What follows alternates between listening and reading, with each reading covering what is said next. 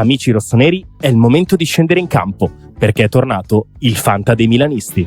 In palio ogni giornata ci sono maglie ufficiali del Milan, buoni Amazon da 100 euro e, tra i premi finali, iPhone 16, MacBook Pro 14 pollici e molto altro. 270 crediti per la rosa, mercato sempre aperto, ma soprattutto solo milanisti. Sfida gli speaker di Radio Rossonera e gli altri ascoltatori. L'iscrizione costa solo 19,99 € per tutta la stagione. Vai su fantalgoritmo.it/Radio Rossonera e affrettati, perché in caso di spareggio vince chi si è iscritto prima.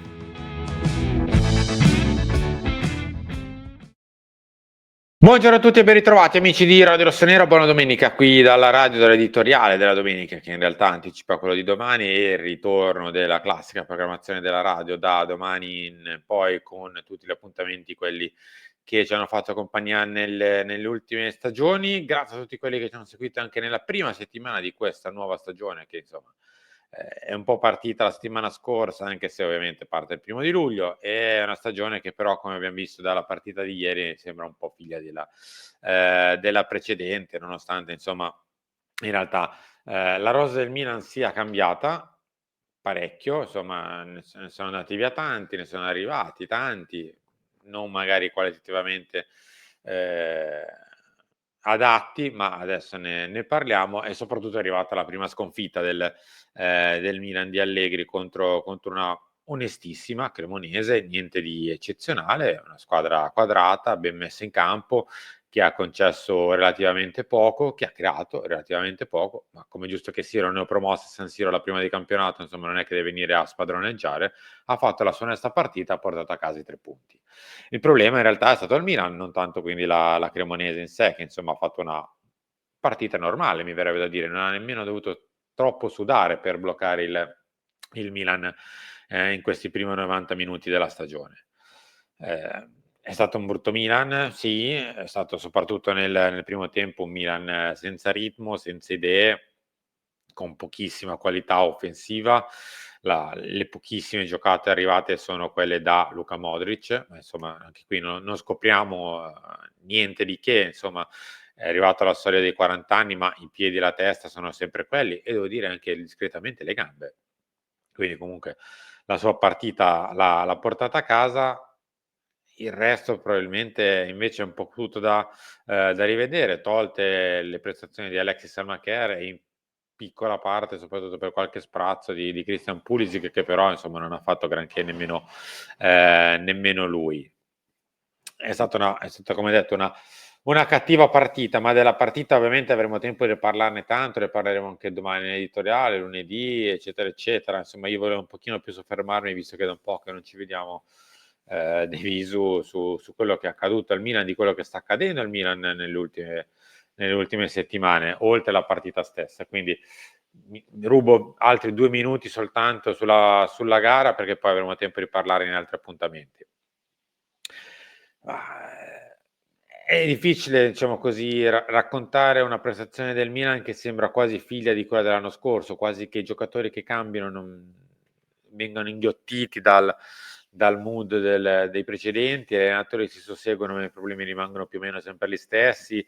La nostra fase difensiva è cronica dal punto di vista negativo, la parte sinistra della nostra difesa è di bassino livello.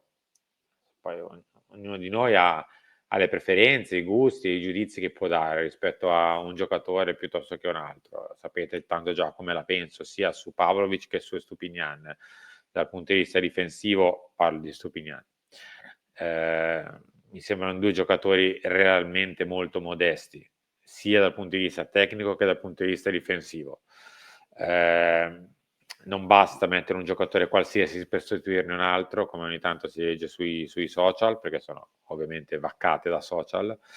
Se se ne va un giocatore importante, come è stato Teo Hernandez, va sostituito adeguatamente, e non con un giocatore che non sembra avere delle qualità enormi, soprattutto dal punto di vista difensivo, ma non solo, anche forse un po' temperamentale, perché insomma, forse ha subito un po' il passaggio al Milan, lo vediamo proprio fare degli errori anche un po' da agitazione.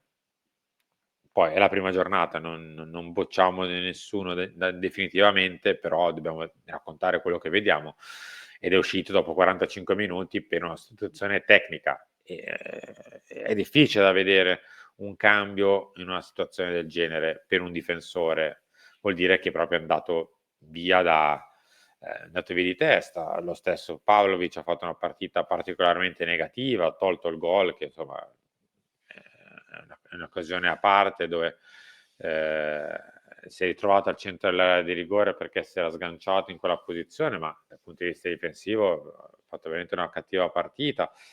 Come altri giocatori, le nostre due mezzali sono state praticamente inutili e totalmente assenti, e soprattutto hanno dato dimostrazione che quando l'avversario si difende basso sono pressoché inutili come tipo di giocatore. Serve altro tipo di mezzala, magari serve uno che costruisce piuttosto che bravo nello stretto, nel rapido, nel corto.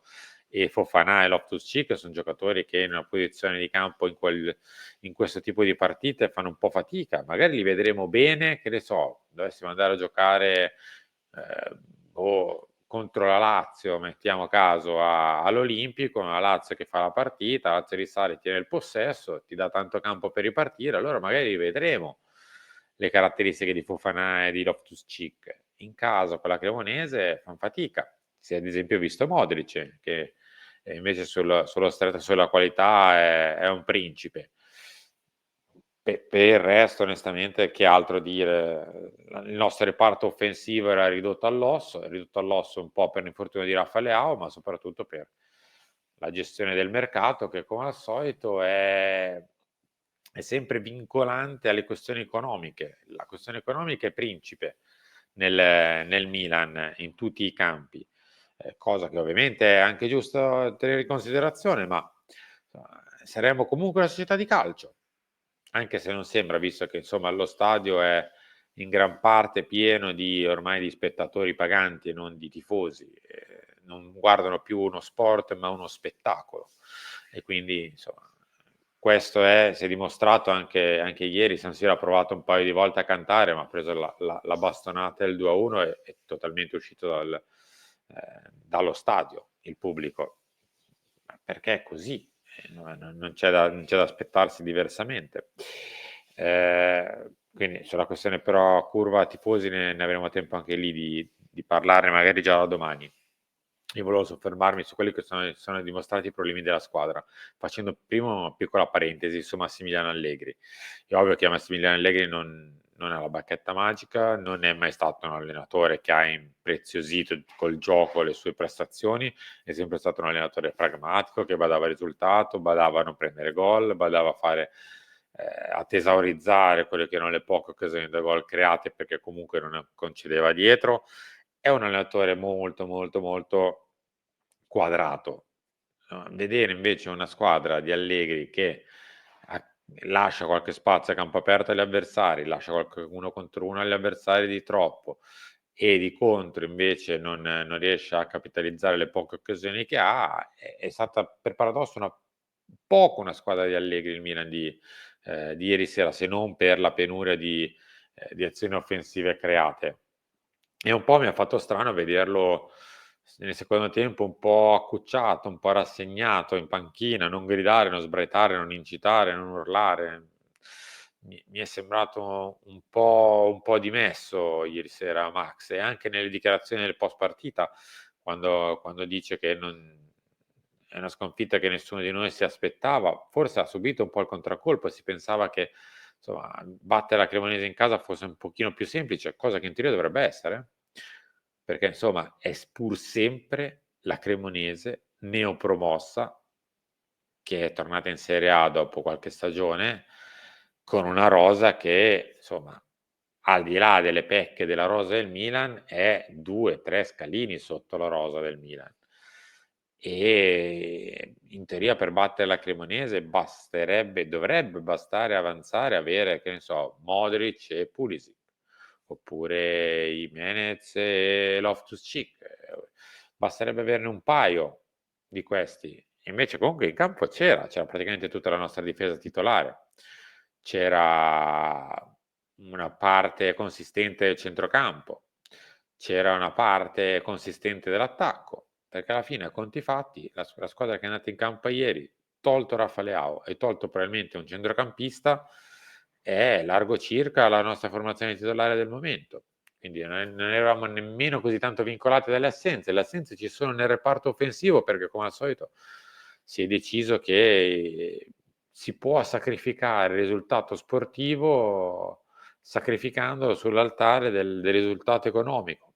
E quindi l'altra punta insieme ai Menez, che già comunque i punti di domanda rispetto all'anno scorso un pochino si ritrascina, è normale. L'anno scorso non è che è venuto qua ed è esploso subito, qualche punto di domanda se lo trascina già dall'anno scorso. Non gli è stato affiancato nessuno, perché ovviamente il nostro mercato vive di una parte consistente degli introiti ben messi da parte, perché partiamo senza le coppe europee, e quindi il Milan senza le coppe europee parte da un meno 60, 70, 80, dipende ovviamente da quelle che sono poi le previsioni di passaggi di turno, botteghine, eccetera, ma parte con tantissimi milioni in meno. E fatto salvo questi milioni si doveva fare mercato. E il mercato, per prendere quello che si è preso e fare anche la punta, ci ha costretto ad arrivare in questo periodo dell'anno, cioè all'ultima settimana di agosto, cercando un prestito, un'offerta pazza, un giocatore che va via da un'altra squadra e per completare la rosa. Poi la questione Victor Boniface, anche qui ne parleremo magari direttamente già domani, però è un po' sintomatica di quello che è il Milan di adesso, un Milan che viva la giornata in tutti i campi, sempre. Purtroppo è una questione che si trascina ormai da tanto tempo, non è una questione di Boniface o quant'altro. Quante di queste circostanze, anche non solo di mercato, abbiamo visto nelle ultime 2 o 3 stagioni?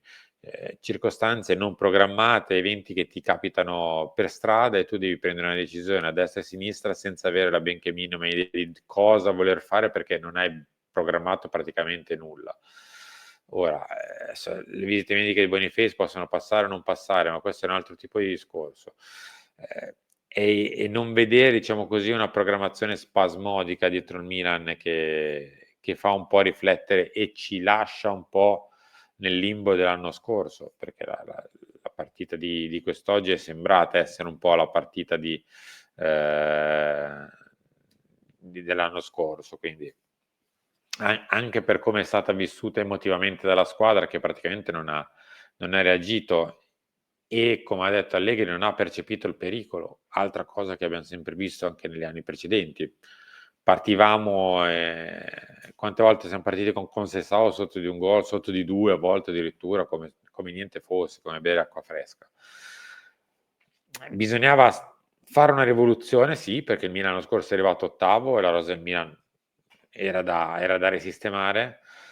Che ne dica l'amministratore delegato, che come al solito ci ripetiamo, ma insomma quando se ne andrà dal Milan sarà un bellissimo giorno per il Milan, ma questa è un'altra questione. Anche di questo magari torneremo a parlare, ma tanto insomma lo sapete, fin quando non cambierà la proprietà la D rimarrà, e quindi insomma, ce la dovremo tenere sul groppone, lui e le sue scelte, la sua anche, diciamo così, corte dei miracoli, che ogni tanto lo attornia nei commenti, ce la dovremo tenere e ce la terremo stretta fin quando sarà così. Ma al di là di questo bisogna pretendere dal Milan che nell'ultima settimana di agosto, con moto d'orgoglio, di quello che volete, insomma, anche andando un po' al di là di quello che è la certezza in questo momento, dicevo, al di là di tutto, quest'ultima settimana che ci separa dalla fine del mercato deve essere d'aiuto per questa squadra, che per una volta tanto, so che sto parlando probabilmente per assurdo, ma bisognerebbe mettersi un pochino la mano sulla coscienza e privilegiare una volta tanto l'aspetto sportivo di questa squadra. Poi probabilmente, come detto, sto parlando per assurdo e non so se succederà, ma questa squadra avrebbe un disperato bisogno di un difensore centrale di livello, che comanda là dietro, che sa far uscire la palla là dietro e che sappia difendere là dietro. e non solo correre a destra e a sinistra come dei matti in giro per il campo indietro agli avversari. Servirebbe una punta vera e propria, perché Santiago Giménez mi sembra anche un pochino spento proprio dal punto di vista emotivo, anche dal punto di vista così di luce negli occhi, e quindi servirebbe una punta vera, sana, da subito. Perché non riusciamo mai a fare una roba normale? Perché o facciamo la guerra dei jet, o ci mettiamo 2 mesi a fare una trattativa, o prendiamo i giocatori perché richiedono 36 visite mediche diverse, o dobbiamo prendere i giocatori perché dobbiamo fare affidamento su parole date agli agenti in passato, o dobbiamo fare qualcos'altro, me lo son perso per strada.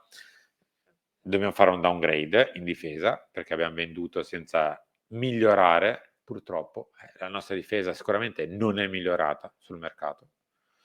Poi magari prenderà meno gol, perché Allegri adesso ha già detto che più di fare un'azione offensiva in più è bene non concedere un'azione offensiva in più all'avversario, quindi fare un'azione difensiva in più. Che già il Milan con la Cremonese ha fatto 4 azioni in croce, se li togliamo anche non so cosa faremo, ma capisco il concetto che sta dietro queste dichiarazioni di Allegri, ma la nostra linea difensiva singolarmente è una linea difensiva di medio livello, ragazzi. Adesso ci possono essere simpatici più o meno i difensori, ma i difensori presi singolarmente è nettamente il reparto peggiore della squadra, di gran lunga, anche che non c'è nessuno che spicca, non c'è nessuno che sappia essere, diciamo così, all'altezza né dei migliori del centrocampo né dei migliori del reparto offensivo. La nostra linea difensiva è veramente di livello bassino. Ma come detto, avremo tempo per parlare direttamente già domani nell'editoriale classico, quello del lunedì. Grazie a tutti, buona domenica e a presto.